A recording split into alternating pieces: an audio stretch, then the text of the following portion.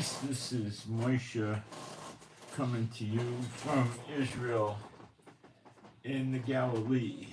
And today is Friday, the 31st of January. It's 9:49 in the morning. We're at 56 degrees, which is mild, high of 64, sunny.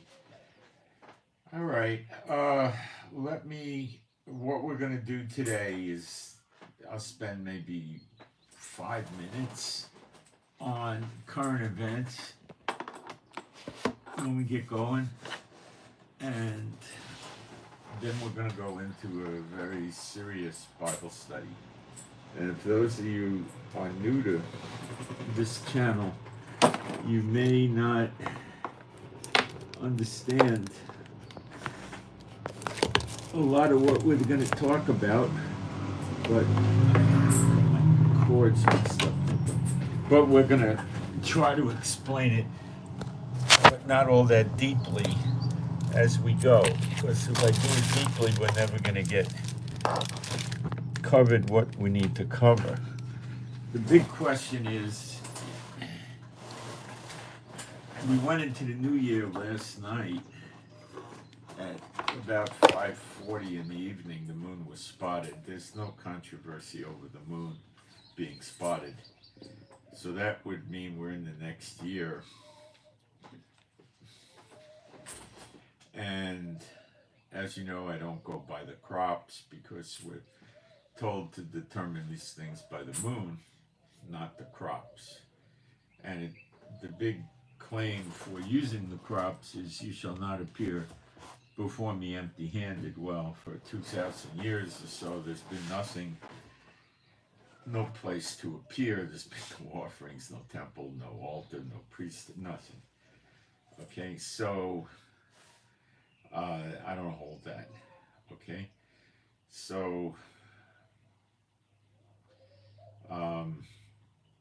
last night I got up, I don't know what time, maybe 12:40 or something, I think, and I was praying in tongues like an hour and a half. Then I went back to sleep and I got up, and then the Lord led me to do this deep dive Bible study, and we'll go through it and we'll try to see more clearly. I have new scriptures I was shown and stuff like this, so we'll try to get a handle on it better, because I've been bouncing around on this one, as you know. But I think the last bounce I took may not have been the right bounce. I don't know. We'll go through it today. I still haven't come to a conclusion. I'm praying we get it today. Okay, let me jump into the live stream and get my posts up and make sure we have a live stream.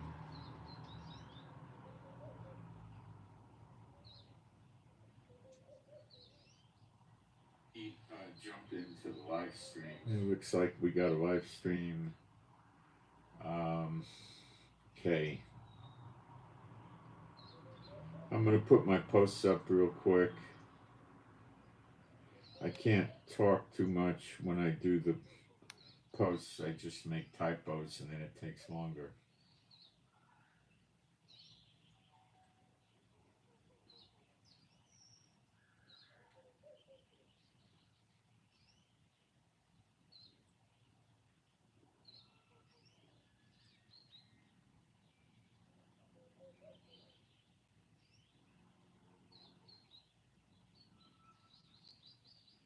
All right, let me get my email up.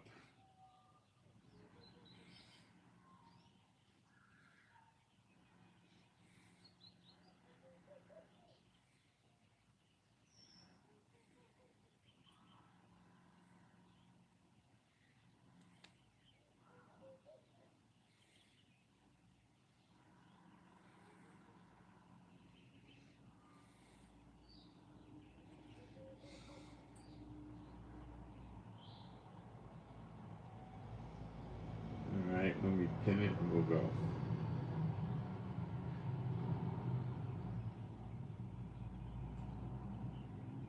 Okay, do some praise, being a believing sight, all the New Testament. There is no God like Jehovah. There is no God like Jehovah. There is no God like Jehovah. There is no God like Jehovah. There is no God like Jehovah. There is no God like Jehovah. There is no God like Jehovah. There is no Messiah like Yeshua. There is no Messiah like Yeshua. There is no Messiah like Yeshua. There is no Messiah like Yeshua. There is no Messiah like Yeshua. There is no Messiah like Yeshua. There is no Messiah like Yeshua. Okay. First, I want to talk about Chief, who's still with us. He's deteriorated, and I had stopped doing the red light because he hates it, but I went back to it yesterday, and I see small improvement, okay? And he hates it. And I found other things where he's having trouble getting to his food bowl. He's not walking great at all, very limited, and he's doesn't like standing now, and he's having trouble getting his food. I can fix that by giving him a shallow plate, and I think I can handle that. But I'm at the point where it's become, Lord, please take him painlessly and swiftly, or heal him, because the quality of life is not there right now. This is I believe, beyond morning. He gobbles food up. I give him a sandwich meat, he gobbles it up. So he's not trying to die. When they try to die, they don't drink water, they don't eat. He does both. He walks a little bit, but not a lot.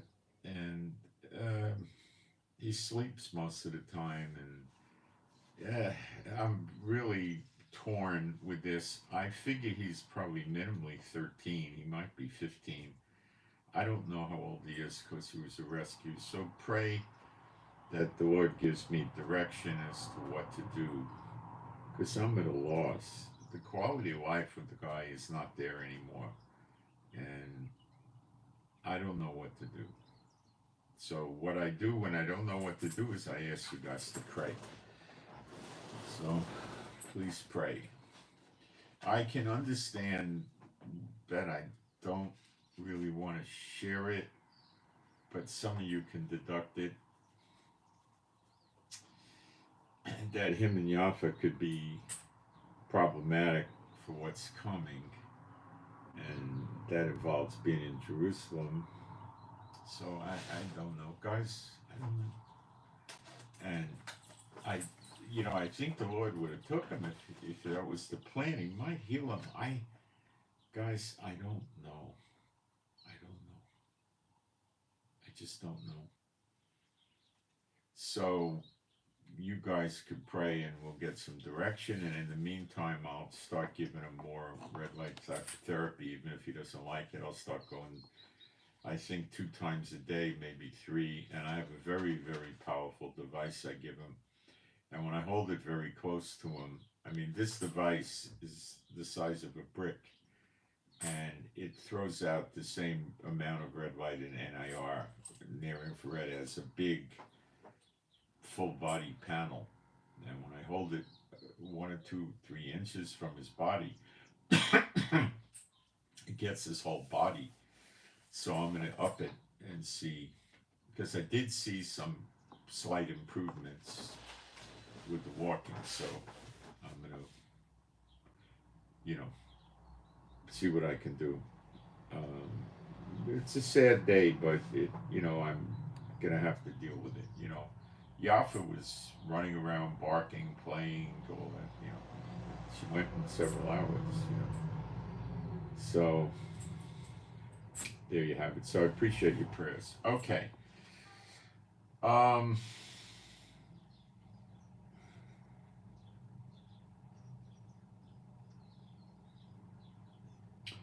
Let's do a fast summary of the current events.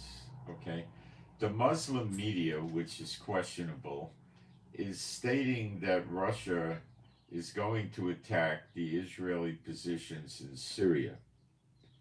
They're quoting a deputy minister of defense on this, but when I read the quote, because it was from Russian, so it was subtitled, you would say, I didn't hear him exactly say that, but they might know something we don't know. For instance, Russia could be telling the HTS who's running Syria now that they want their bases back and they'll eradicate the Israeli positions if the HTS agrees to give them the bases.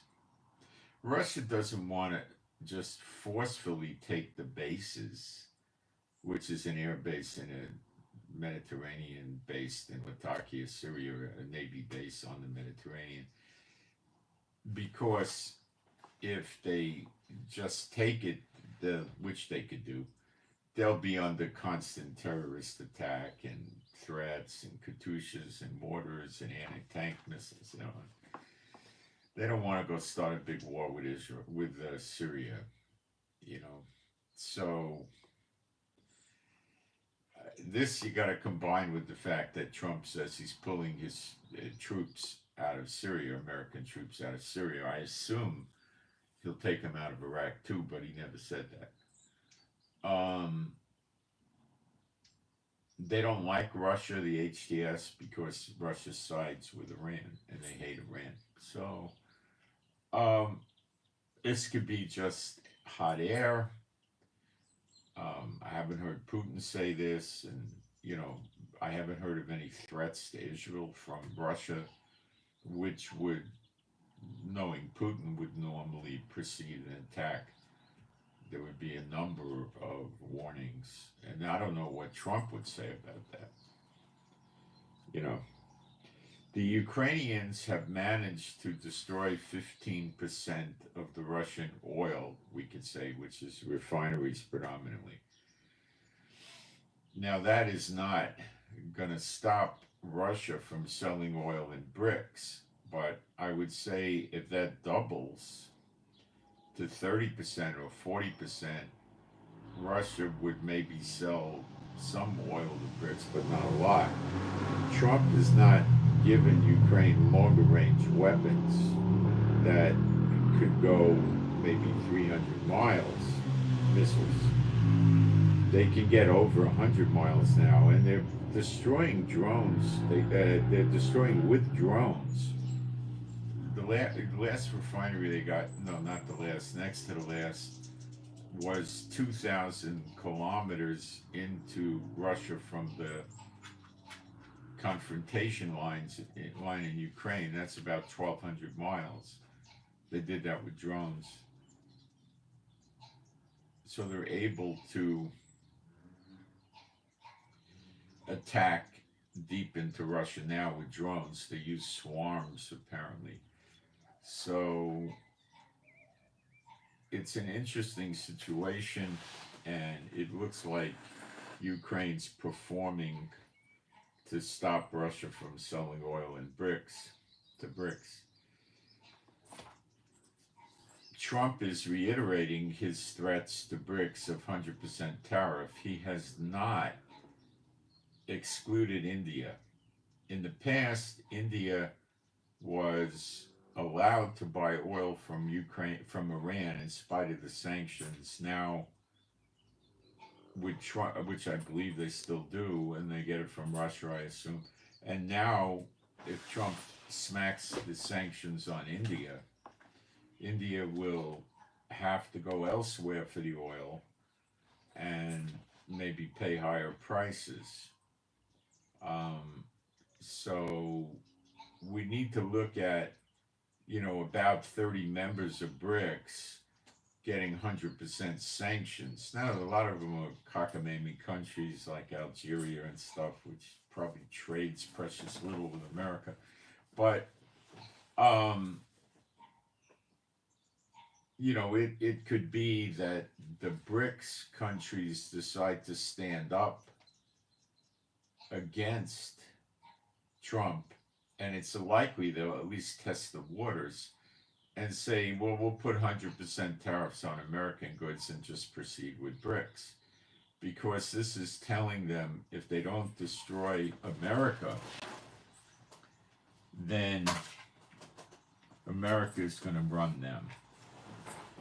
China gets a lot of the Iranian oil now, and Trump will do more sanctions on Iran, and then when he feels more comfortable, which could be any day, he'll use the American Navy to close the Straits of Hormuz to any kind of a ship that looks like it's moving oil and natural gas, and make sure it's not coming from Iran. If it is, they'll turn it around. And Iran's threat with their boats that launch 1,000 drones and other boats that launches hundreds of missiles and their anti-ship missiles and stuff like that is not going to stop America, because any of these larger ships can be taken out with stealth aircraft, regular aircraft, really, like A-10 Warthogs, F-15s, F-16s, F-22s, F-35s, all sorts of planes, because they don't have any serious air defenses on their ships. They don't have good radar, and and the go-fast boats is a big harassment problem that could also be taken out. Okay? And I do believe when he meets with Netanyahu on Tuesday, they're going to discuss the execution of a attack on the Iranian nuclear facilities where they're making their nuclear material. And I believe there's 5 of them. And a few months ago, Israel took out the radar protecting them, and I don't know if they have new radar up there. I think not. Combined with 9 aerial fueling tanker planes that moved from America to Germany a few days ago, it looks pretty interesting. So Trump may be just going to strike Iran. Iran's meeting with Hamas and stirring the pot. The ceasefire between Hamas and Israel is being broke practically daily on both sides, yet it's still continuing. The Lebanon ceasefire looks like it's going down the drain quick. Hamas has been taking Hezbollah by the hand and escorting them into villages near the border of Israel. Not Hamas, the Lebanese army proper has been taking Hezbollah by the hand to return them into houses in South Lebanon. Of course, they're wearing civilian clothes, and of course, there's civilians with them. And we've been attacking Lebanon practically daily. America attacked Syria yesterday, which is very unusual. I think it was a targeted strike. We're not getting a ton of information. The helicopter plane crash appears to be not any foreign power or terrorists taking anybody down. They're still investigating what happened, but the latest is that the people running the control towers directing the air traffic, there was a short staff or something, and the same guy was directing aircraft, planes, was also directing the helicopters, which is unusual. And it's a weird event, but it seems to be a pilot error thing. I don't know more than that.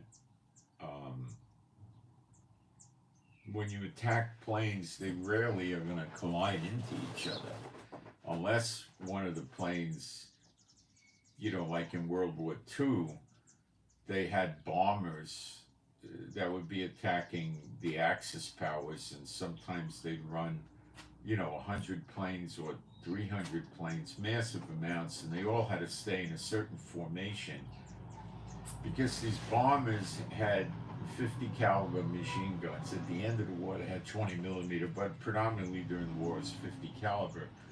They had one on the on the top of the plane. They had one in the nose of the plane. They had one in the tail of the plane. They had one in the belly of the plane, and they had a machine gun on either side of the plane.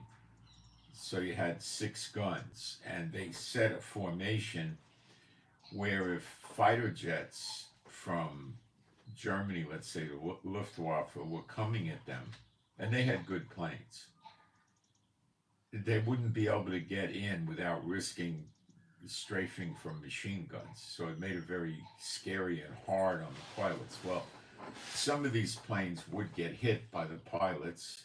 Yes, they took down some planes, but they never took down a ton of planes. Okay, fighter jets. It's very difficult, and they trained these shooters in the machine guns extremely well.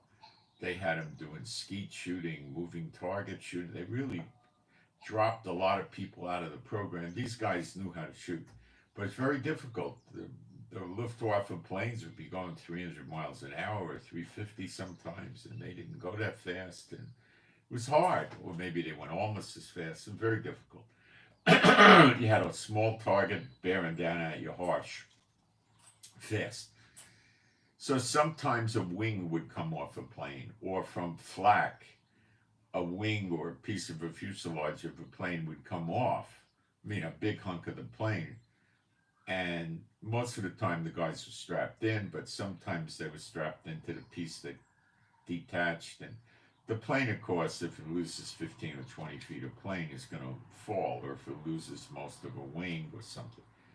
And they would fall and hit planes beneath them, or maybe near them or something, but usually beneath them. So, but that would happen when a big piece of the plane was severed off. This didn't happen. So I don't think it was that. I think you had some kind of pilot error going on here. All right, now the continuing whirlwind of the Lord.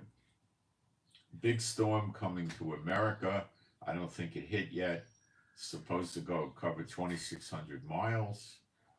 I don't believe it hit yet. It may hit any day. I haven't gotten a great update on that, but it's coming. Now California is getting like they're calling it a stream. A massive amount of rain is going to hit Northern California, maybe a little in Central California. Okay? And it's going to cause flooding, mudslides, and so forth. They're not happy about that. The rain they had in Southern California, which I believe is over, did cause flooding to some limited extent and mudslides, and another fire broke out in Orange County. So they still have not gotten the control on the fires. And it looks like, to me, it's starting to look more and more like the continuing whirlwind of the Lord is really kicking into gear now. Now, we don't get reports easily of all the flooding and heavy rains around the world. I'll start digging around for that, or if any of you know how to dig around for that, it would be helpful. But it's starting to look more and more like that. And I can certainly see why the Lord's working on California, okay? Especially since I lived in the San Francisco Bay Area for many years, and I know this is going back decades, the debauchery and immorality and everything else that went on over there. Drug use and false religions and crazy sexual practices openly. I could see it. Okay. And Southern California is the seat of the entertainment business, which is, music, television, and the motion picture industry, stuff like that. They also, I think, make a lot of computer games in California. And Google has some big offices there. And I don't know, YouTube does. And I don't think Microsoft is there. I think they're up in the Seattle area. And Yahoo, I'm not sure. They probably have some offices there.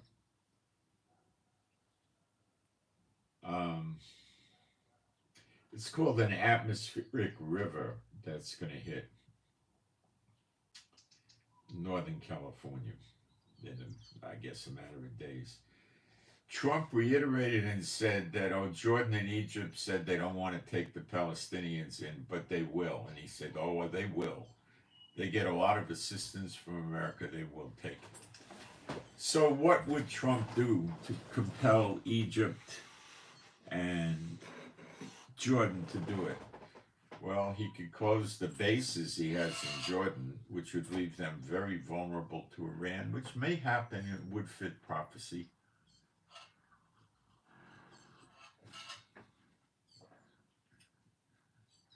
He has a lot of military stuff. He could put sanctions on them. He could do what he was doing to Colombia for not taking the deportees. Cancel all the visas of the Jordanian government officials in the U.S. so they have to leave. And, make the relations between Jordan and America very cold and chilly.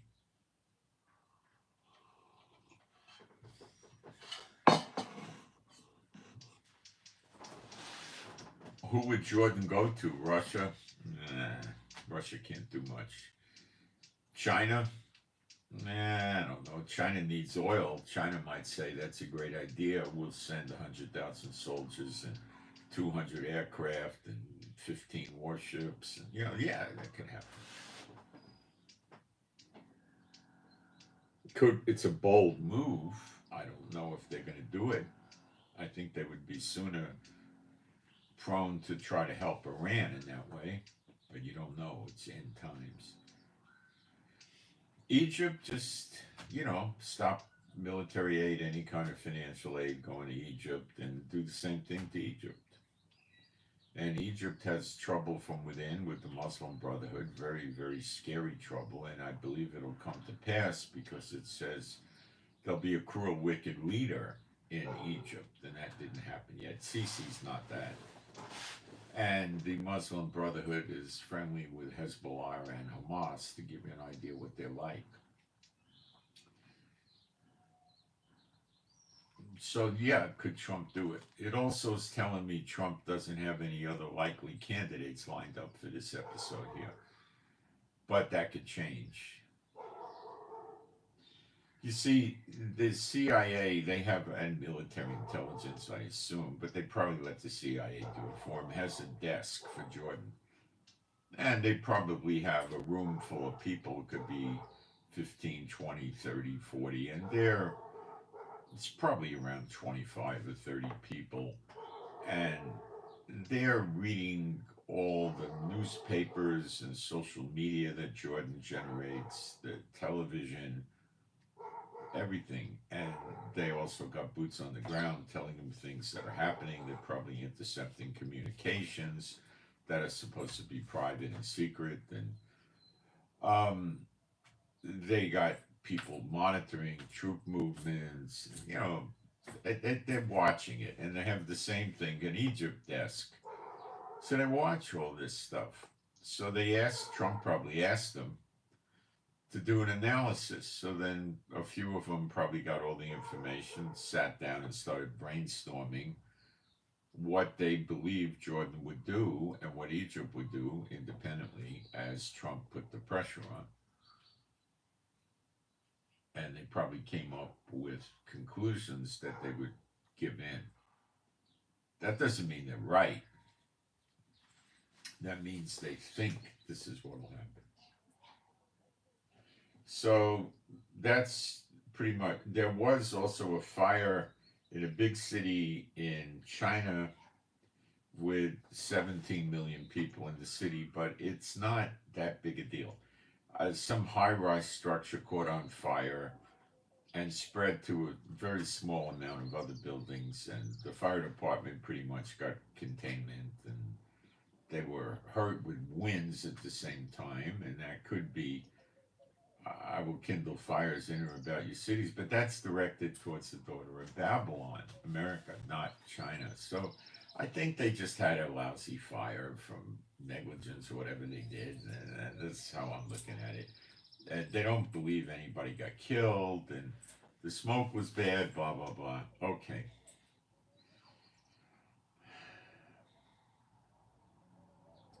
So as I said last night, we went into what I believe the new year is. It's 12 months from the last new year.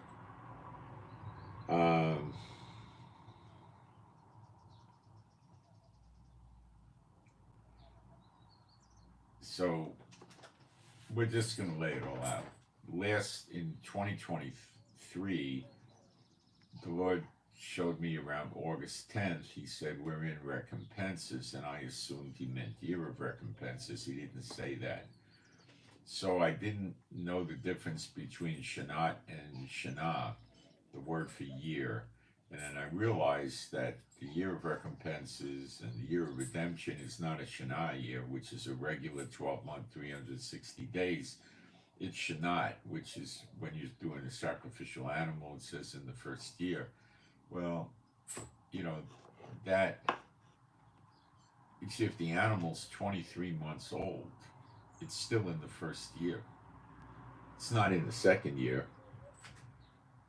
And if you said if the animal's 9 months old, it's still in the first year, I would say it. You can assume that is also the case. I think the cutoff is when the second year starts, when you hit 24 months. Got me? Okay. So I'm starting to go on the despondent side, or the not happy side, or I'm going to get sad side and say, oh no, this is going to go to the 7th month. Oh my gosh, let me count. Let's assume February is the first month, although the new year was on the Gregorian calendar, the January 30th at 5:40 p.m. So let's just say we got February, March, April, May, June, July, August. I said, oh my gosh, that's the month he told us. Right? I said, oh my, what do I do? I mean, we're going to have to wait that long. How are we going to make this? Oh my gosh. You know, everybody's busted up. Oh my. So then I started doing the day count. Okay? To see where this thing really shakes out. And I'll give you the result of the day count.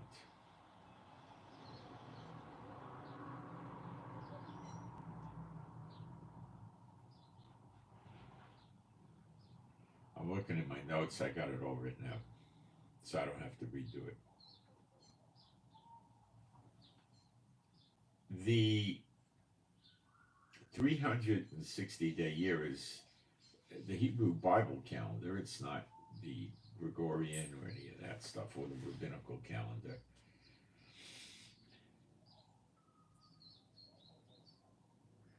So the Gregorian day count from January 30th to August 10th is 191 days.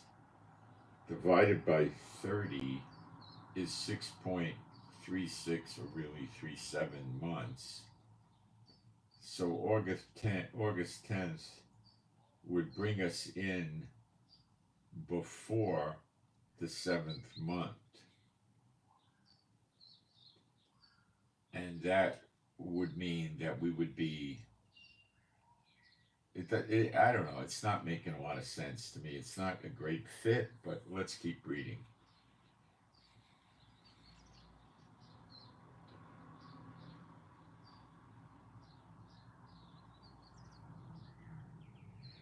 So blowing the trumpet on Yom Kippur to announce the Jubilee year, which is the 10th day of the 7th month, I believe.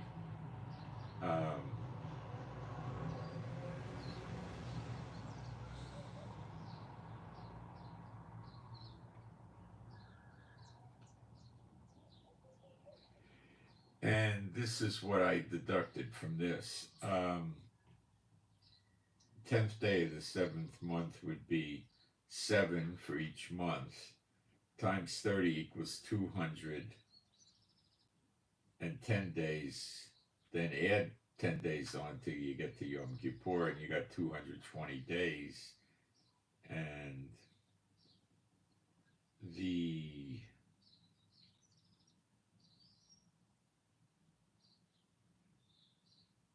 that would push us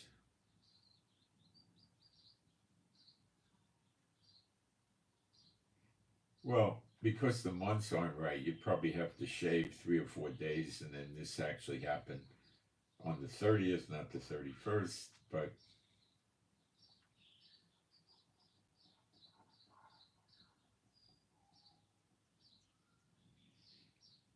if we go from January 30th to August 10th, the anniversary of when I was told, but it's kind of vaguey, but I'm not thinking this is what's happening.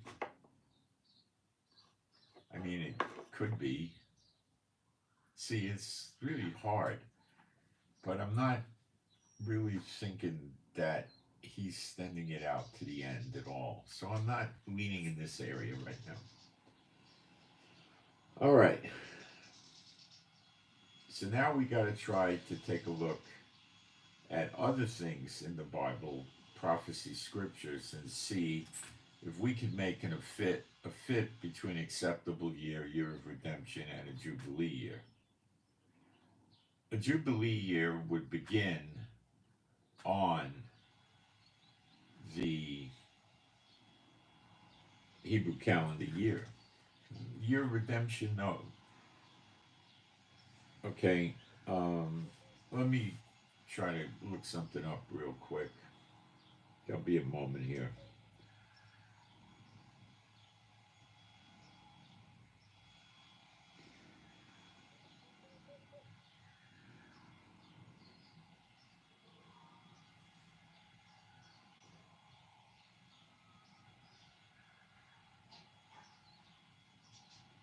Leviticus 25, 11 to 12. Let's go there.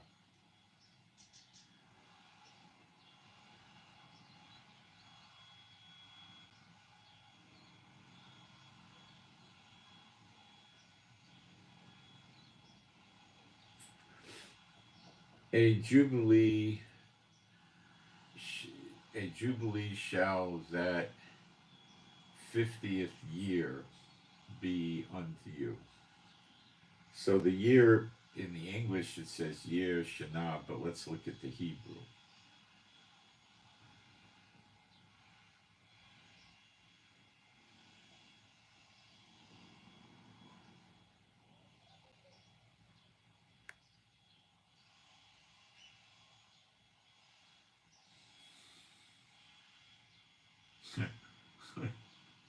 I can't win, guys. I don't know if I'm capable of doing this. It says Shanat.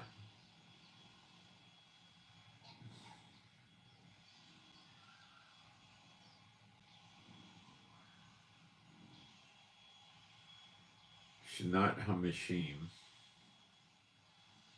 And then it says Shana.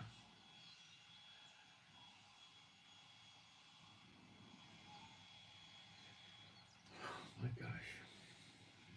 I'm stumped, guys.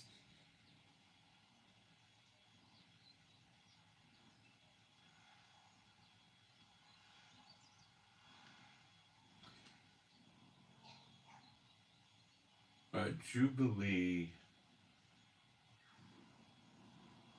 Go back to the English because there's two words used here. So let me get back in here.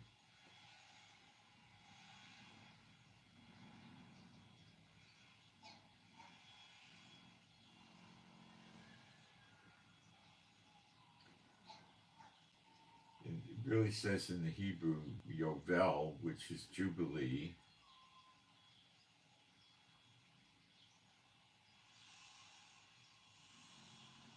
He referencing the Jubilee. And then it says Shanat.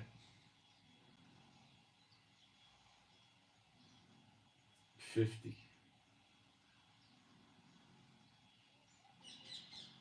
Then it says Shana.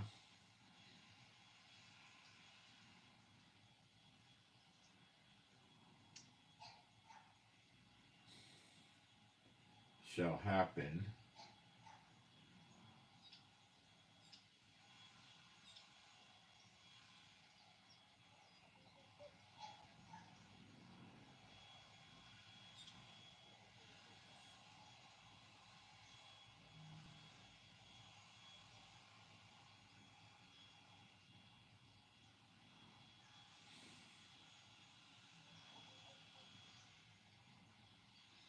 No.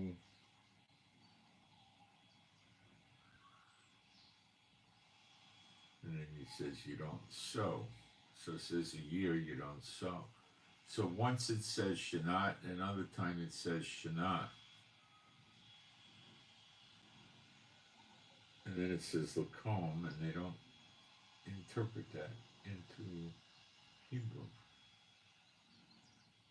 So now I need to look at a few other translations on this. This is, I'm telling you, this is very, very hard. And that's why I can't really start giving everybody the background story here too much. It says, it is a Yovel Jubilee, the 50th year. It is a year to you. See, the year to you is the Shana. So I'm stumped, okay? I don't think the Lord wanted us to be able to easily figure this out. But he never said the year of, well, you know, if we're not supposed to know the day, the hour when Yeshua appears, I don't think he would conceal from us a Jubilee year. What would be the point of that?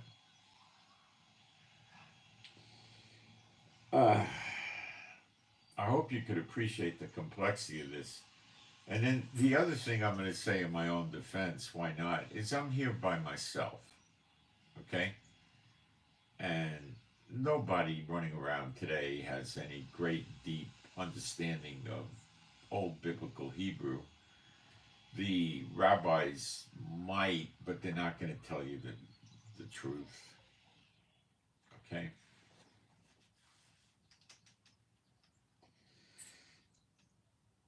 So then it goes, the Jubilee shall be that 50th year be unto you, you shall not sow, neither reap that which groweth in it, nor gather the grapes in it. Well, people are going to say, well, we didn't do that stuff. Well, we don't have the temple, we don't do the offerings, we don't do the sacrifices, we're in grace still.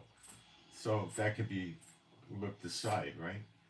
For it is the Jubilee, it shall be Yovel, it shall be holy unto you. You shall eat the increase thereof out of the field.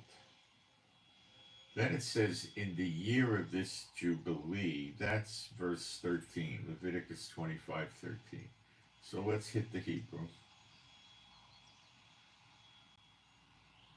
This could be one of the hardest things I've ever done.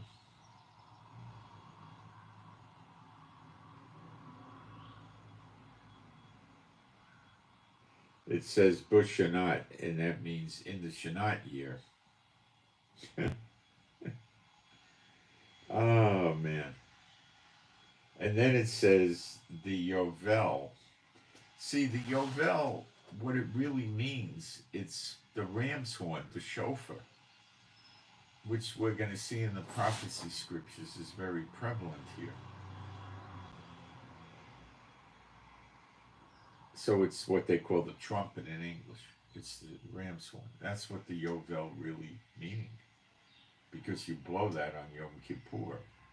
But we're not doing anything. We're not doing the sacrifices, the offerings. There's no priesthood, no temple, no altar, no tabernacle, no nothing. This is perplexing. It really is hard. But I think the best way for us to get into this is through the regular scriptures. And I think you'll see we get some pretty decent insights when we do that, okay? And we can keep dissecting Shanat and Shanat. It's not the same word. It can have the same meaning. Shanim is the word for years in plural.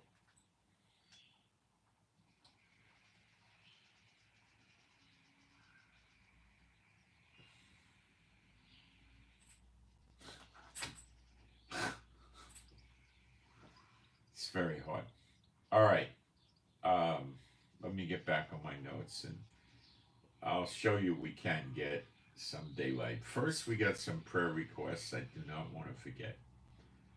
First one is for AS.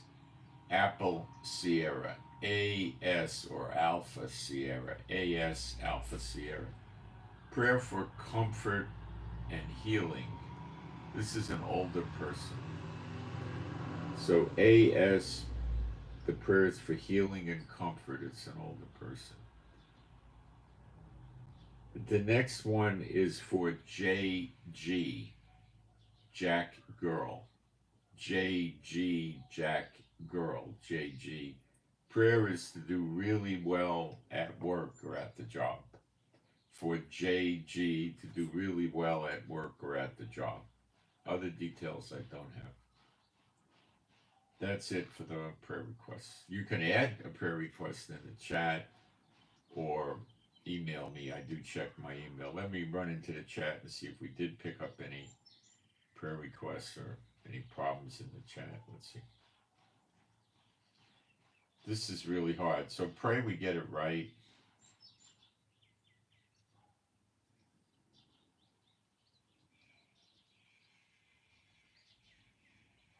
And there's nothing in there. I'll check email. Sometimes people email them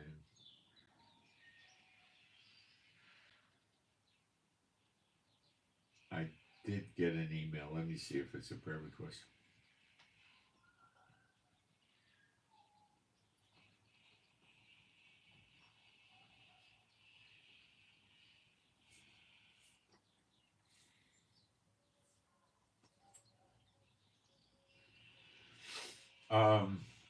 This is what came in. I'm not going to say from who. Hello, Moshe and family and pets. Just wanted to share some good news with you. My daughter, who was not doing good, is now doing better. Thanks so much for doing what you do and teaching people about the truth. Thanks again. So that was a prayer request that I put out to everybody. So it was positive feedback. We do get a lot of that. Okay. So the thing to do now is to go into the scriptures and stop with the numerical formulas because it's not getting us too far, is it? No.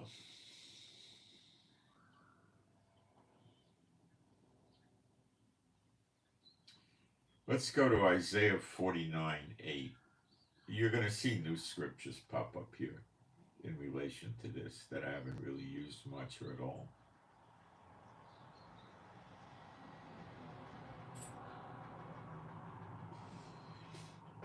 Okay, I'll read this to you. Thus saith Jehovah, in an acceptable time have I heard thee, and in a day of salvation. Now, the word for salvation is Yeshua, which means the giver of salvation.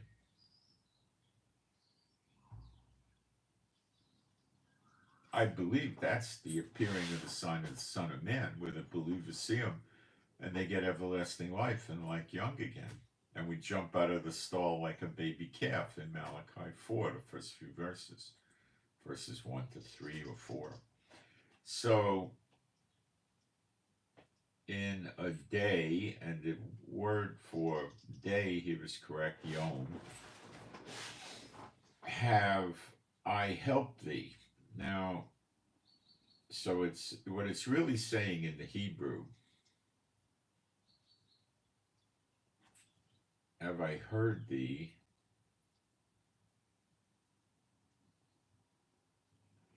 It's answer you, okay?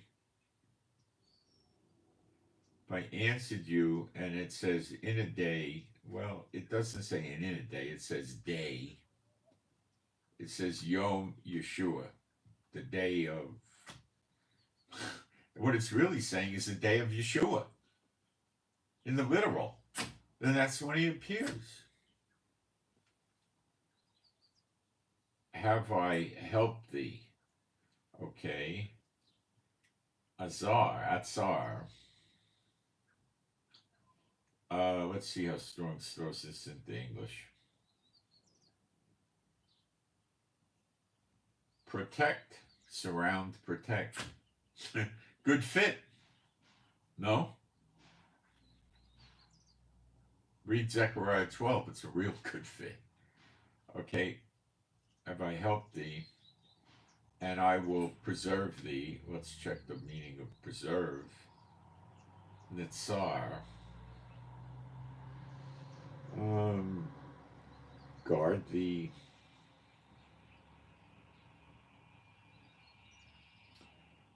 Protect, maintain, preserve, guard thee. It's pretty similar. And then it says, and give thee for a covenant of the people. And the word for covenant is correct. It's brit. The give word is Natan, give a place to establish. Kum. No. I think we got a twist here.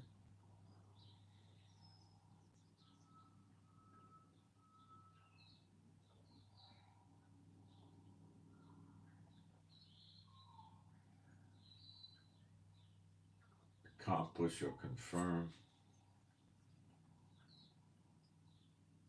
The land, the earth means the land, Haaretz, to cause to inherit the desolate heritages. Inherit is chal, acquire, possess. See, it's coming together now, right? Remember, the term we're reading here is acceptable time. And the word for time is it's okay to say time like that. And the word for acceptable is ratzon, which is pleasure or delight. So it's saying here the pleasurable or the acceptable time. Have I heard thee? And the Yom Yeshua. It says Yeshua in the text, I believe. Let me double check. Isaiah. Well, I'm pretty sure it does. Have I helped thee, and I will preserve thee. Yeah. So it sure sounds like the year of redemption associated with the acceptable time. See, now it's not so hard, is it? Because when we use the numbers, we're trying to, print or, base boundaries as to when God has to do it. But when we just use it this way, it's coming to light that the acceptable year sure sounds like the year of redemption, but we're not done yet.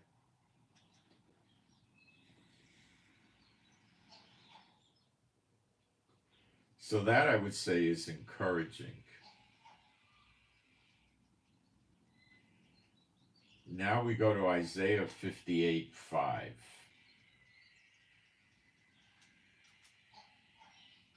Chief's out there barking. I don't know what he wants. I pick him up, move him, do this. I don't know what he wants anymore. Anyway, let's continue. Isaiah 58:5. I wound up at 6. Is such a fast that I have chosen a day for a man to afflict. Now, the word for fast is 6685. That means a fast. A day for a man to afflict his soul. Is it to bow down his head as a bulrush and to spread sackcloth and ashes unto him?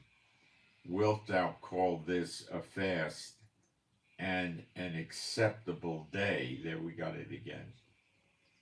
To the Lord. And this is an acceptable day, not a time. This is an acceptable day.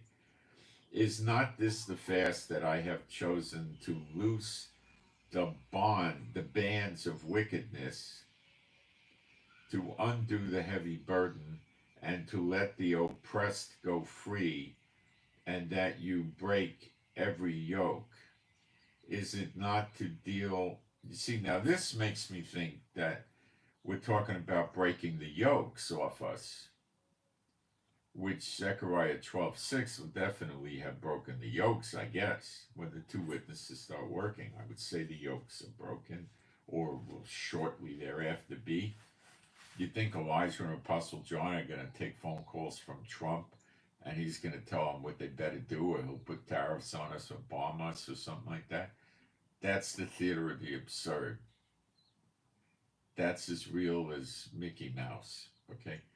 Is it not to deal thy bread to the hungry, and the food bring the poor that are cast out to thy house, where thou seest the naked, that thou cover him, and that thou hide not thyself from thy own flesh?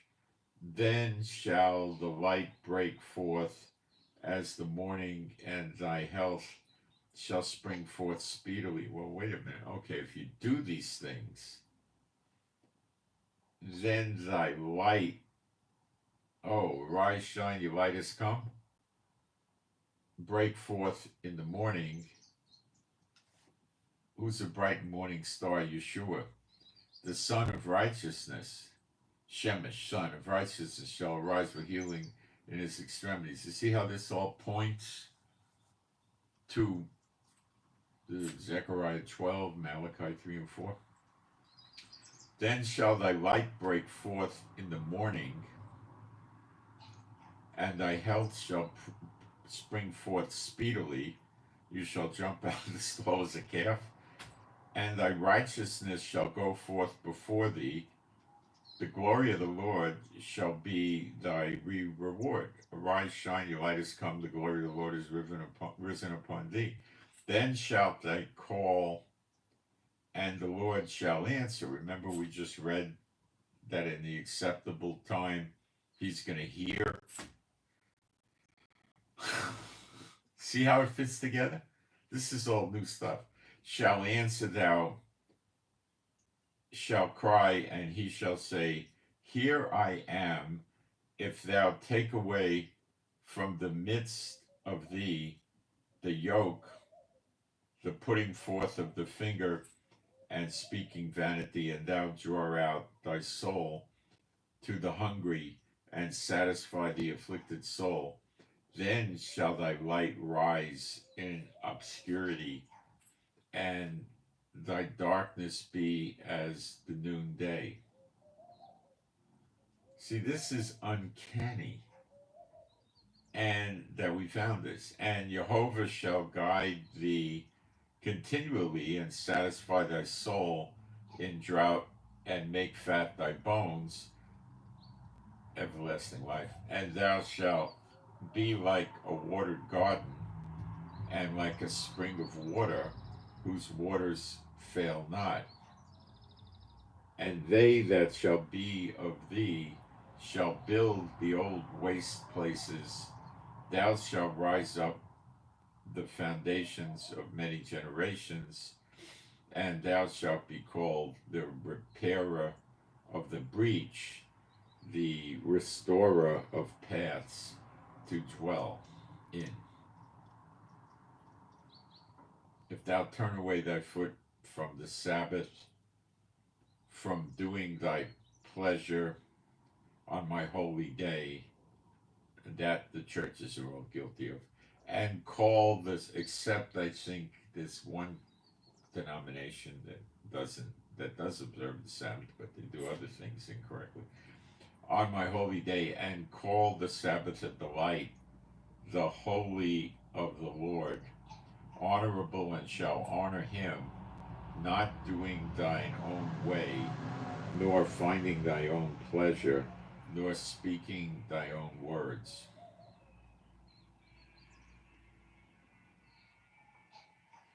Then shalt thou delight thyself in Jehovah, and I will cause thee to ride upon the high places of the earth, and feed thee with the heritage of Yaakov thy father, for the mouth of the Lord has spoken. So let's get this dissected or lined up.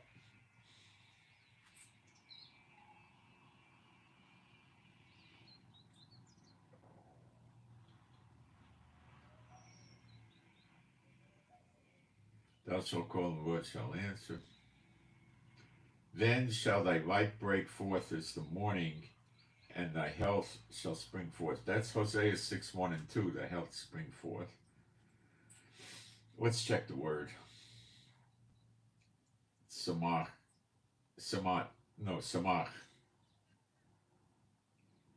It's to sprout, grow up. Okay? That word is 6779.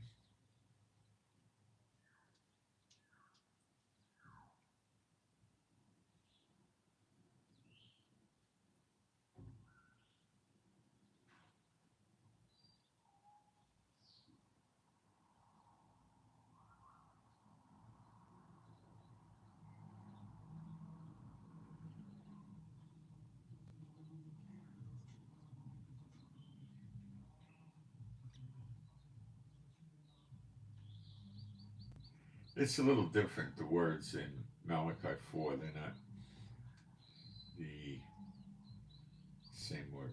I was just checking that. Okay.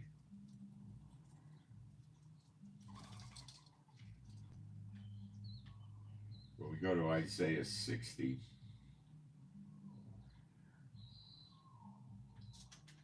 Not 50, 60.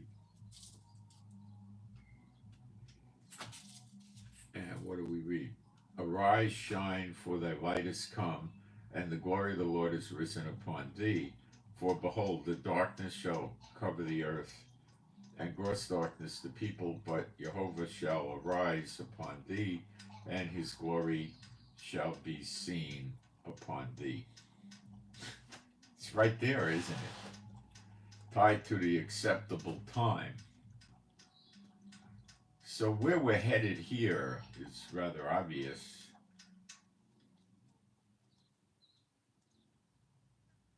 That we've not established that this is a Yovel year yet exactly, but it's looking very likely or possible. We'll go deeper, but this is pretty darn interesting how it's tied. And then we see Malachi 3, Elijah is training the Levites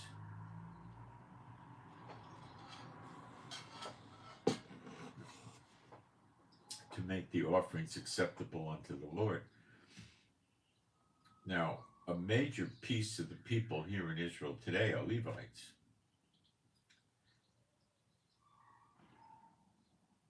He may not be training just the 15 or 30 or whatever people working in the temple. He might be training the Levites in general. Remember, they probably will work in rotations and stuff like that.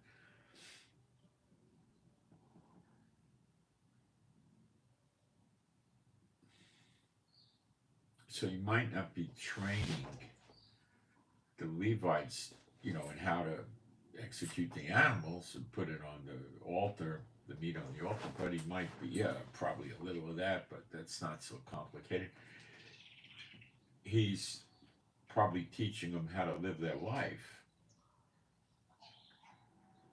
The weightier things of the law, the widows, the orphans, the strangers, the poor, the needy, all of this. And then when they get it right, the timing will be eerie.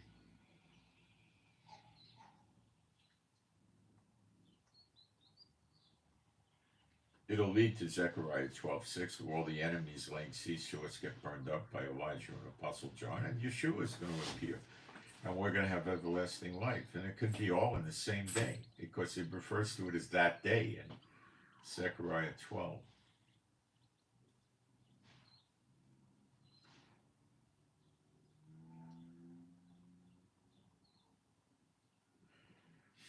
Does this mandate this to be a Jubilee year? We've got to get deeper. Acceptable year is definitely redemption. But you know, the eerie thing, not eerie, the thing is that redemption is every man gets his inheritance back. Who will inherit the desolate places? That's our inheritance. He made a covenant to give it to us in Genesis 15, so we get that. We get the land that he gave to our fathers. That's getting our land back. Every man's united to his family. If you sold yourself as a servant, you go back to your family. So that could be the dry bones coming back. It could be the people coming on the next great exodus. It's a lot of things. They sure line up. It's getting harder to disregard that this could be a Yovel year. Us not observing what we should have done in the 6th year, well, in the year preceding the Yovel year, which would have been a Shemitah year. There's a Shemitah year, then a Yovel year, on the Yovel being year 50. So there's, you know, all the storing of the food and all that stuff, but we're not observing the law yet, so that's why we weren't doing it. Are we observing the law? We can't observe all the law. How are we going to do the offerings and the sacrifices, you understand? All right. Can't. That's the grace.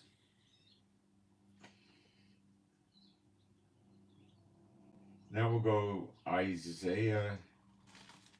Did I get this right? 60 verse 70? I think I had a typo.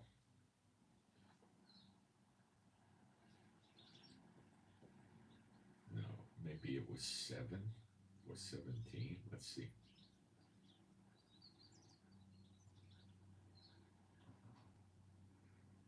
All the flocks of Kedar shall be gathered together unto thee, and the rams. No, that's not it.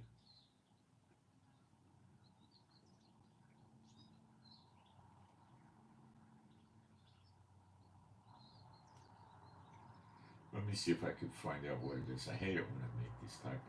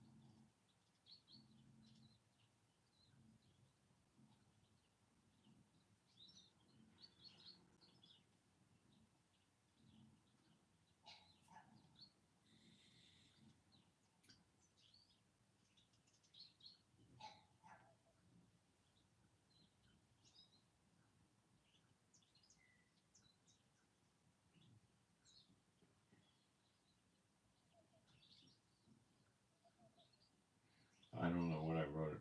Okay, let's keep going. Sometimes the iPad, you get a typo. Isaiah 60 verse 10. Did we cover that? We'll find out.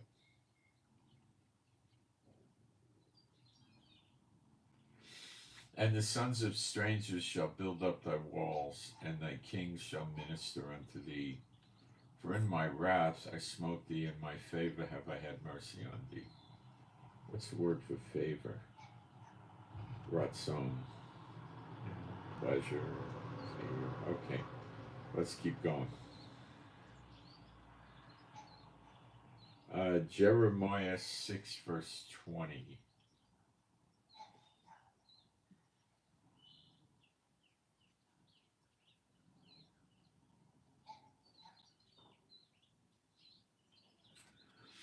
To what purpose cometh there to me incense from Sheba and the sweet cane from a far country?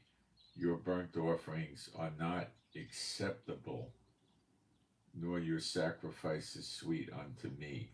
See, the people can't just do the offering as prescribed. They got to live right, the weightier things of the Lord, the widows, the orphans, the poor, the strangers, how you treat people on equal weights and measures, lying, adultery, all this stuff. Okay, and that word for acceptable is ratzon, the correct word.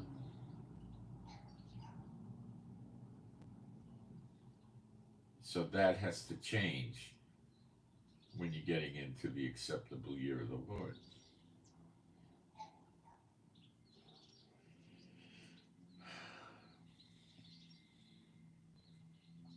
All right.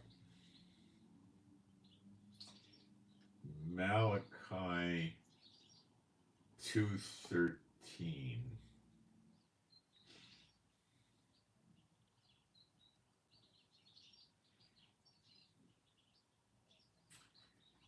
And this have you done again, covering the altar of the Lord with tears, with weeping and with crying out, insomuch that he regardeth not the offering any more, or receiveth it with good will at your hand. You see, so to make the offerings acceptable, the people have to be living correctly, including the Levites. If the people are living correctly and the Levites are living incorrectly, well, then the offerings would be unacceptable, just the same.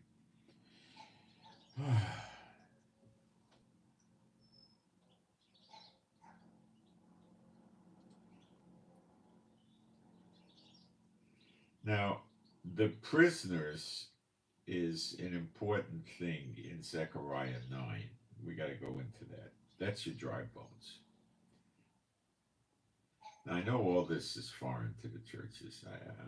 I just would be here so long if I started doing all the backstories on this, to explain it. Zechariah 9:1. The burden of the word of the Lord in the land of Hadrach and Damascus, Syria, shall be the rest thereof. The rest is the word 4496.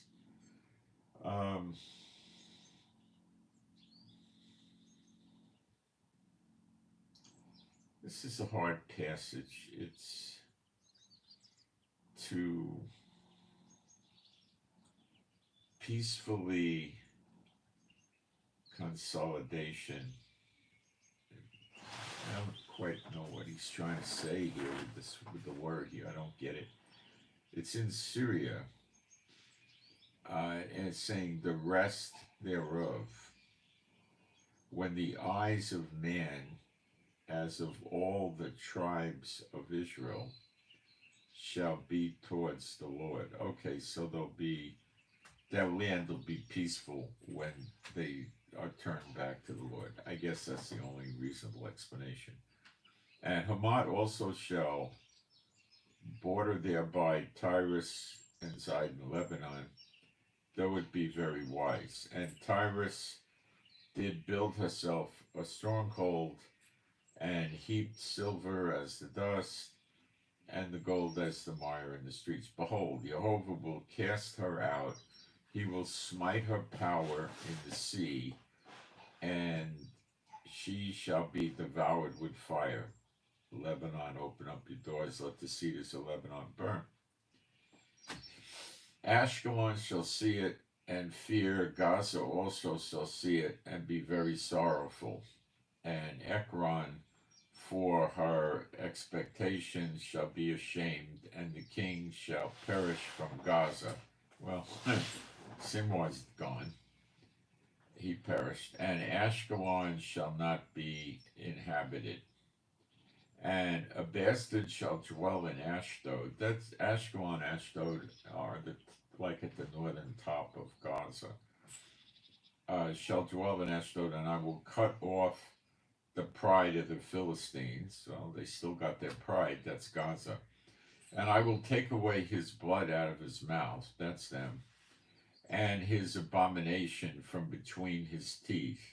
But he that remaineth, even he, shall be for our God, and he shall be as a governor in Judah and Ekron as a Jebusite. Well, Trump may export a lot of them, and the ones that stay get converted. God will know who's who, right? Seeing a fit here, a possible fit. And I will encamp around my house, that would be the temple, because of the army, because of him that passeth by, and because of him that returneth, and no oppressor shall pass through them any more, for now have I seen with my eyes.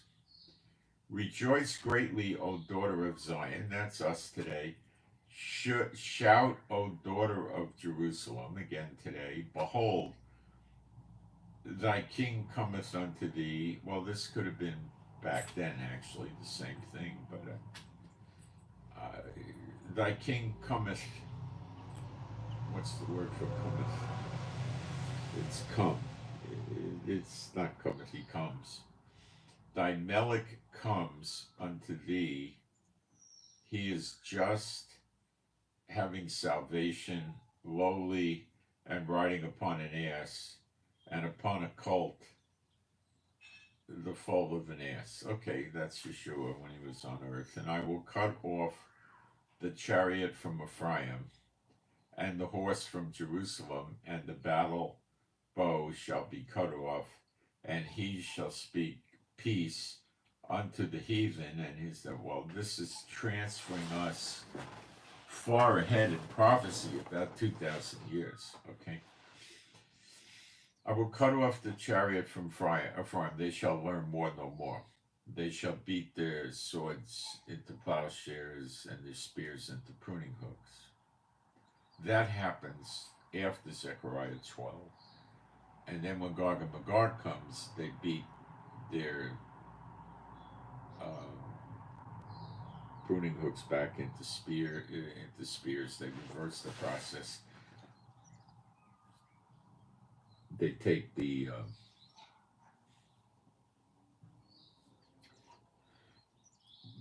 weapons that were converted to agricultural implements get converted back to weapons. Having so, okay, and I will cut off the chariots, okay.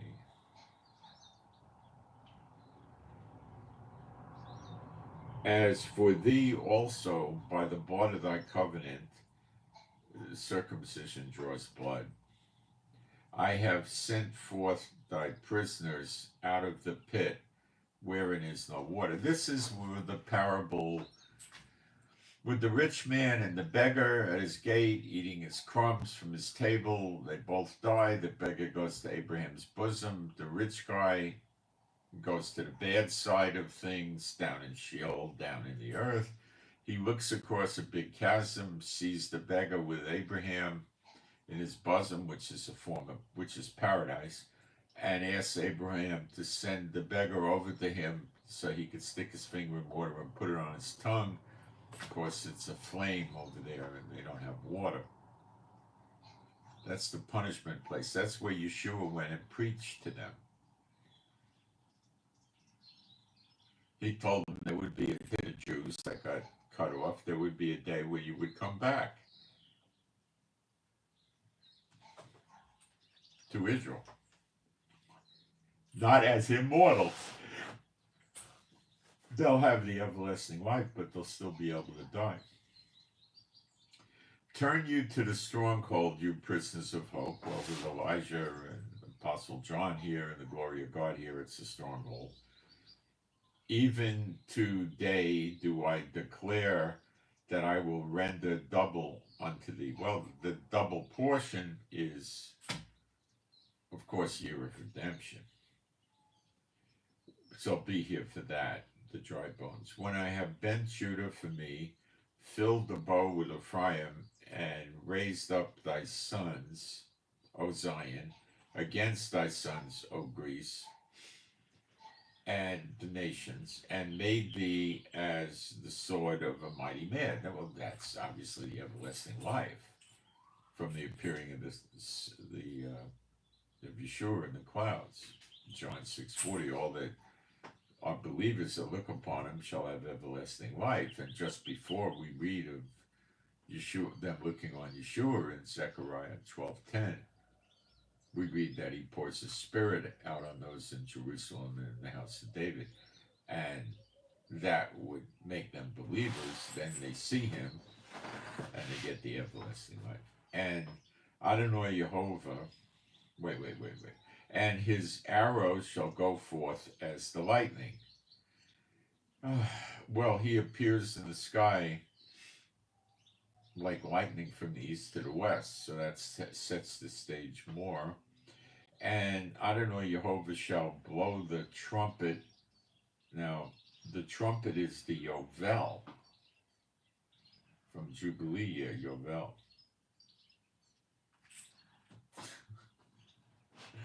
See? From this we could glean. When we try to crank the numbers, it's confusion. And shall go with whirlwinds of the south. Storms and tempests of the south. Well, the word for south is Taman, which also means Yemen, which gets devastated. Gets interesting, doesn't it? Jehovah of hosts shall defend them, and they shall devour, burn up, and subdue with sling stones. We'll be fighting with sling stones because we'll be very accurate with them, very strong, very agile with this new body. Not a spiritual body, the everlasting life.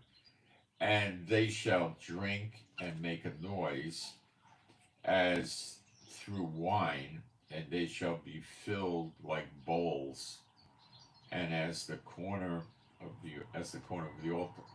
So you're gonna feel really good. You're gonna feel like as if you drank wine, but you didn't have to drink wine. You're just gonna feel good all the time. And Jehovah Elohim shall save them in that day, Zechariah 12:10, as the flock of his people, for they shall be as the stones of a crown, lifted up as an ensign upon his land. For how great is his goodness, and how great is his beauty. Corn shall make the young men cheerful, and new wine the maids.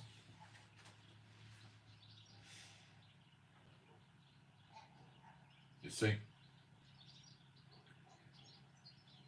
The redemption and Jubilee year might be the same thing, but the start of the Yovel year may not be the start of the year of redemption, but the year of redemption could likely be in the Yovel year because they have this whole year to return everything in, which could get us into depression thinking it's going to happen 7 months or so from now, but I don't think so. I think what we're looking for first is Elijah and Apostle John to start appearing openly.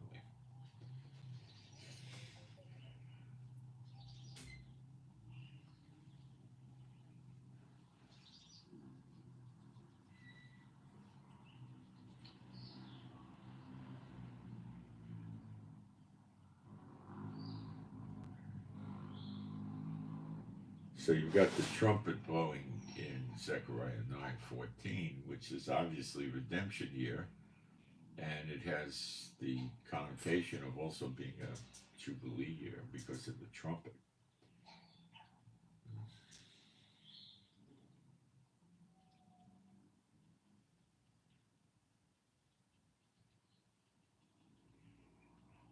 Verse 14, Jehovah is seen over them, appearing in the clouds,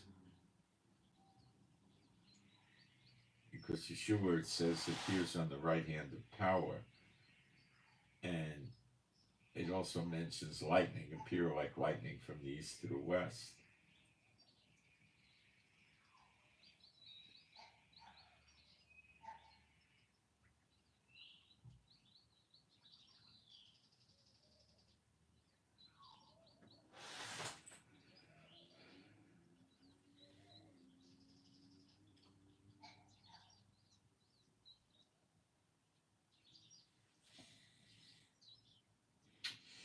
In verse 16 of Zechariah 9, it says, "And Jehovah Elohim shall save them in that day." And the word for save them is Yasha, salvation them. That would be the day of salvation, which is the appearing of the Son of Man. That's when we get it. More to come. Let me check the live stream. If you think this is just a hard Bible study, you're probably underestimating it. It's an extremely hard Bible study. Okay.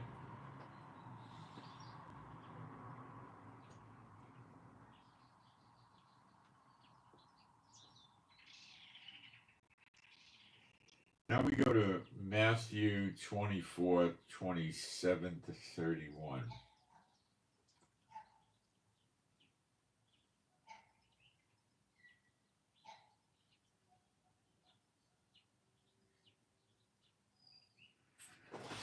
"For as the lightning cometh out of the east, and shineth even unto the west, so shall also the coming of the Son of Man be." The word for coming is Perusa 3952. And Strong gives us different words in English that it could mean. It can mean presence,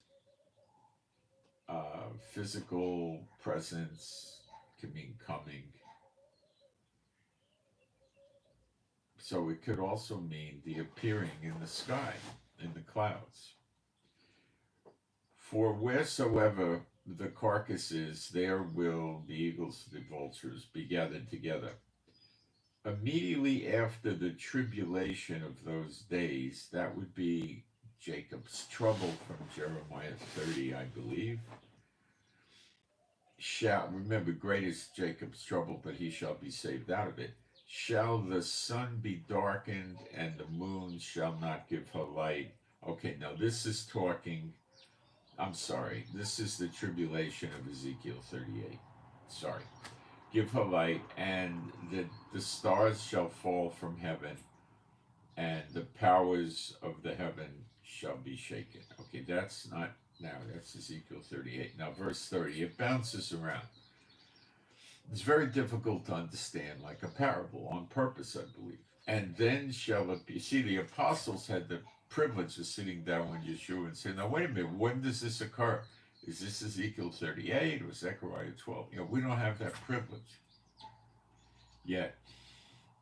"And then shall appear the sign of the Son of Man in heaven." And he appears in heaven. "And then in the clouds," it says. The word for okay. "Then shall all the tribes of the earth," the tribes of the land of Israel is what it's saying, "mourn, and they shall see the Son of Man coming in the clouds of heaven with power and great glory." All right.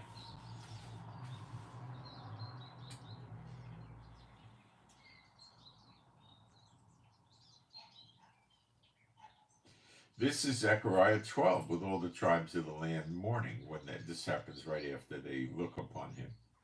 "And he shall send his angels and a great sound of a trumpet." That's the Yovel again. What's up with this, right?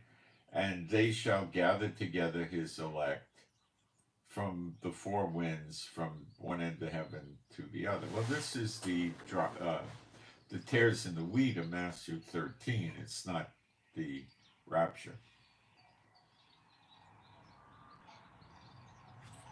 I don't believe.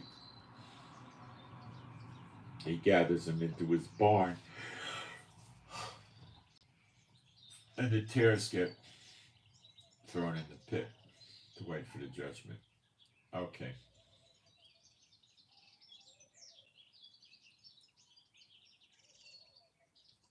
The morning gets a dead giveaway, of course. Matthew 24:44.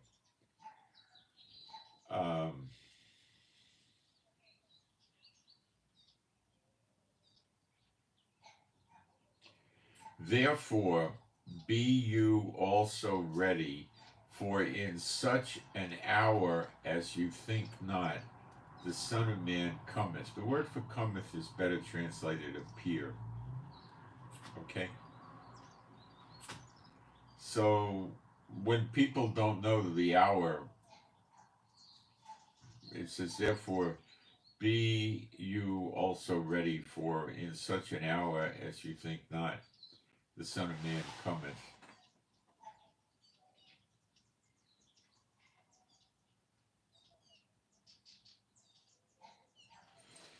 Yeah, it gets good, doesn't it? So it doesn't say no man shall know the day of hour, but it looks like there's a good implication. I'm going to go out and get Chief because he's just sitting there barking. I'll try bringing him in the office and see how that works, okay? He may bark a lot in the office, I hope not. But we don't have that much more to go. So give me a 2 or 3 minute break to get the guy. It just troubles me that he's calling for me, and so I'll be right back. Take a break.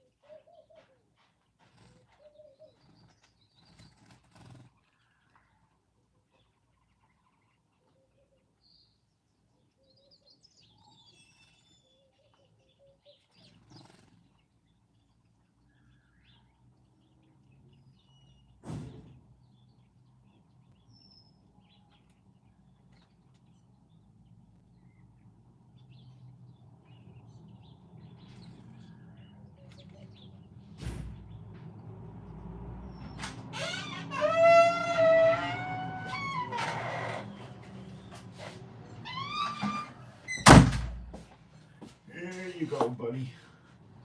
You got your map. All right, don't growl at me. He growls at me. I don't know. All right, let's get back to the Bible. Maybe I can put on a little heat. It's a little nippy in here. He probably likes some heat. All right.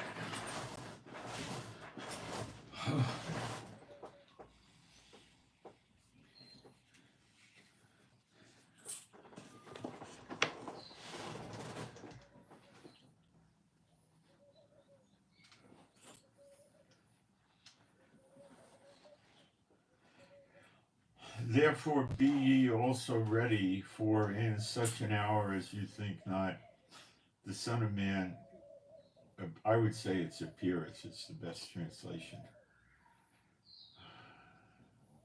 Who then is a faithful and wise servant, whom his Lord hath made ruler over his household, to give them meat in due season? See, and then he talks about what happens to the ones that are faithful, that he shall make him ruler over all his goods. But and if that evil servant shall say in his heart, my Lord delayeth his coming, and shall begin to smite his fellow servants, you know, the way the Israelites pick on each other and stuff like that, and drink with the drunken, the Lord of that servant shall come in a day when he looketh not for him, and in an hour that he is not aware of. So it seems to me that some of us will know, or have a good idea when, and shall cut him asunder and appoint him his portion with the hypocrites. There shall be weeping and gnashing of teeth. All right, well, let's try to put up with the barking a little bit, because I feel sorry for him. Mark 14:62.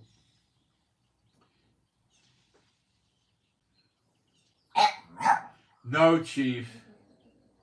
I'll feed you right after. I don't have any food, but I will get some for you. And Yeshua said, I am, and you shall see the Son of Man sitting on the right hand of power. That's Jehovah, Psalm 110:1. The Lord said to my Lord, sit thou at my right hand until I make your enemies your footstool. When Yeshua appears in the clouds, his enemies are not yet his footstool, so he's still at the right hand of power of Father God Jehovah. So both of them come. Coming in the clouds of heaven. Then the high priest rent his clothes and saith, what need we any further with him? That's when they proceed to get the Romans to kill him. Okay. Luke 19:27.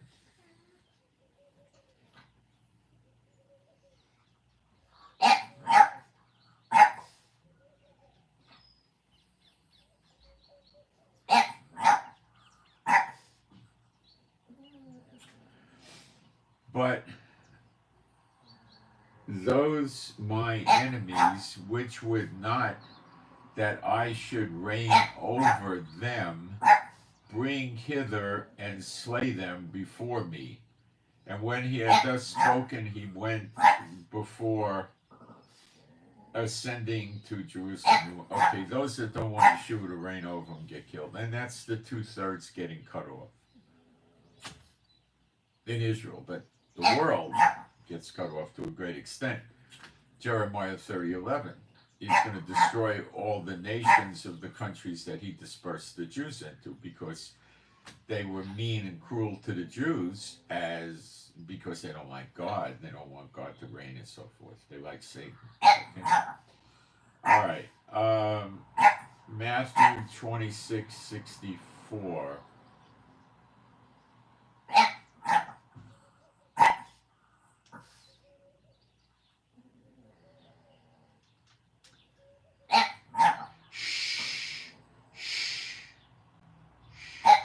No, stop barking.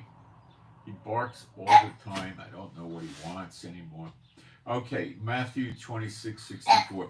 Yeshua saith unto him, thou hast said, nevertheless I say unto you, hereafter shall you see the Son of Man sitting on the right hand of power and coming in the clouds of heaven.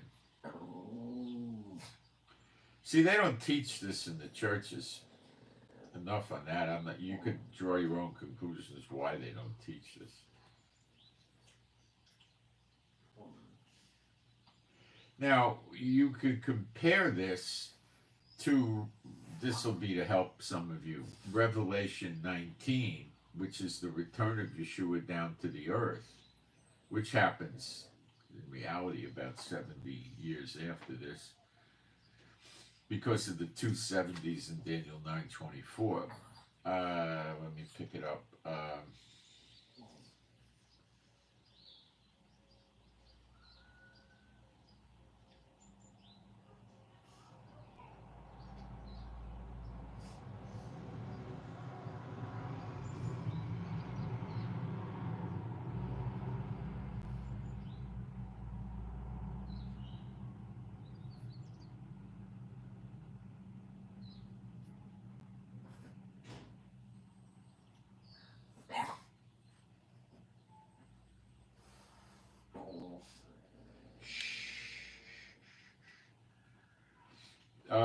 Verse 11, Revelation 19:11, and I saw heaven opened, and behold, a white horse, and he that sat upon him was called Faithful and True, and in righteousness he doth judge and make war.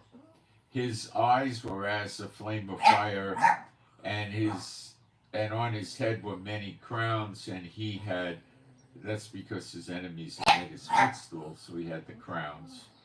And he had a name written that no man knew but he himself. And he was clothed with a vesture dipped in blood, and his name is called the Word of God. And the armies which were in heaven followed him upon white horses, clothed in fine linen, white and clean. And out of his mouth goes the sharp two-edged sword. You see, this is Yeshua returning to earth on a horse with his vestures clothed with dipped in blood, with the armies of heaven, which is probably millions, on their white horses. This is not him appearing. And it talks about the wedding feast, which happens when he returns to the earth. This is not the appearing seated on the right hand of Father God Jehovah, not on a horse, not with the armies of heaven, no blood on him. You see, it's a big distinction. They don't teach this, and people don't know it, I guess. All right.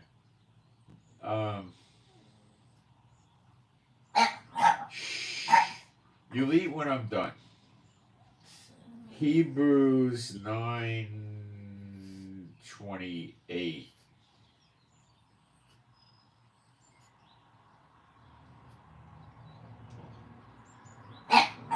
Chief, I'm not going to not feed you. It's very early for you to eat. You'll eat very soon.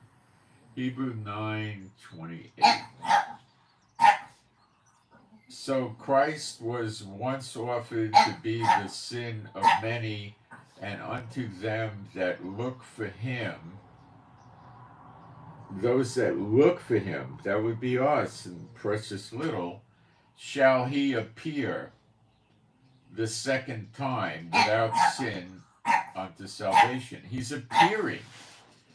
He's not returning to the earth.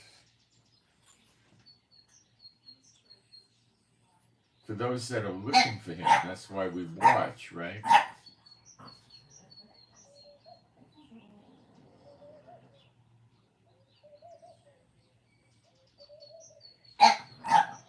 All right, let me look at the chat.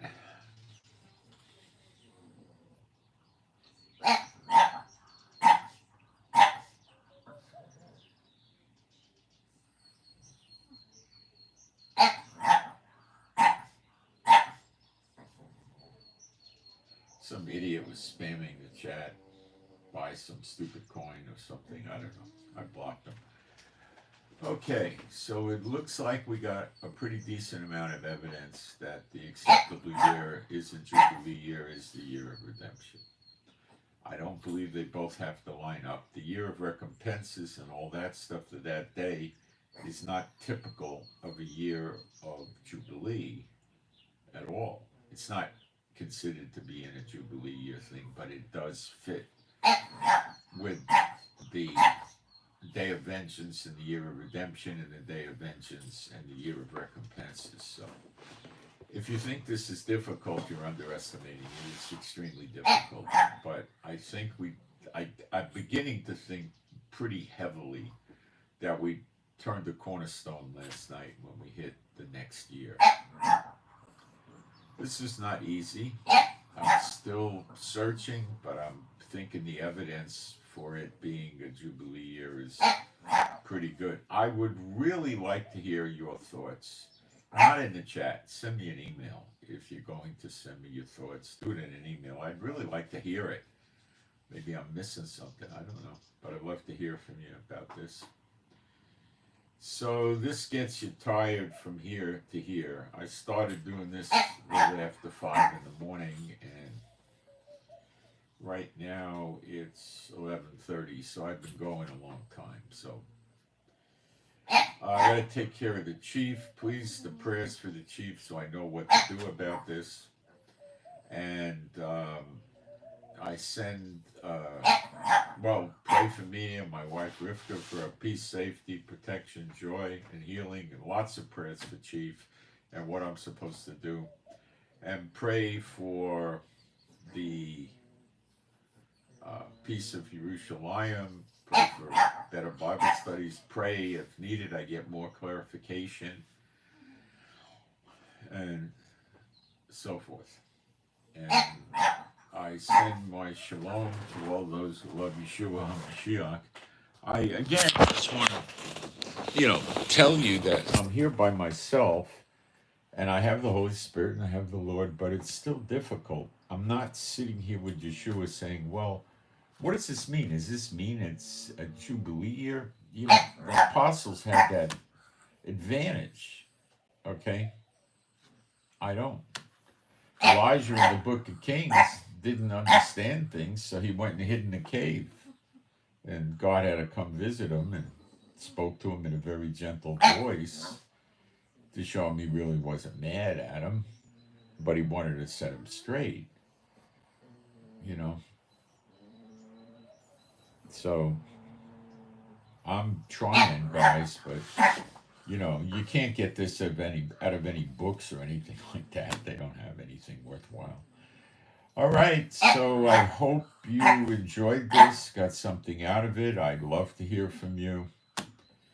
You can tell me you disagree, but please tell me why, so it's meaningful, and you could agree.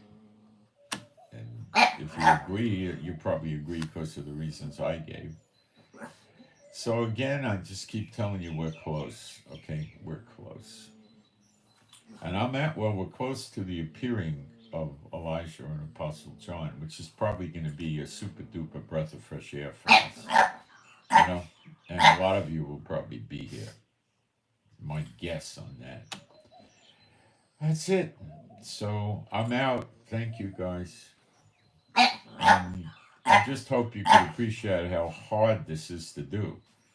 I'm in basically uncharted territory, trying to patch all the stuff together myself and check the word meanings. And, it's not easy, guys. So have mercy on me if you don't like it. Okay. I'm out. Thanks.